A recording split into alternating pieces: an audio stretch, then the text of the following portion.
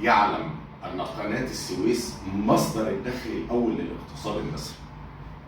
تمام؟ للأسف الشديد السعودية والإمارات والأردن والهند تعاونوا مع إسرائيل، مع الصهاينة، وده تنفيذ لمخطط، للأسف مخطط غربي لضرب التحالف المصري العربي الخليجي.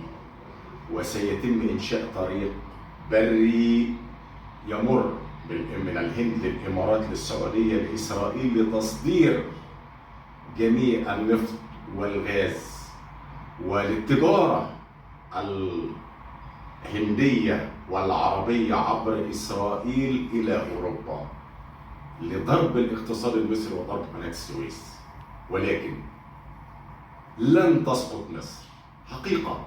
فعلا هيأثر على مصر هذا المشروع، وقدامه سنوات هيكون عبارة عن طريق بري وجزء قطار سكة حديد لنقل الحاويات والبضائع من الهند مرورا بالإمارات، مرورا بالسعودية، مرورا بالأردن، ينتهي بإسرائيل للبحر المتوسط إلى أوروبا.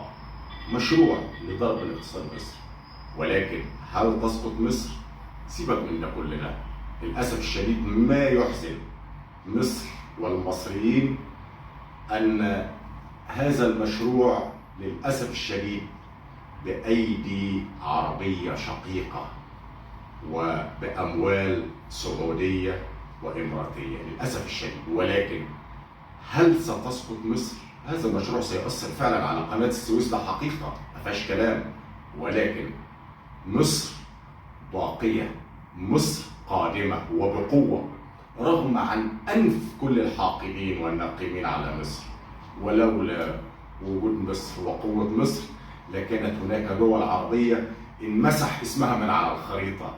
اعرف حجمك، دي مصر يا مغيب. تحياتي.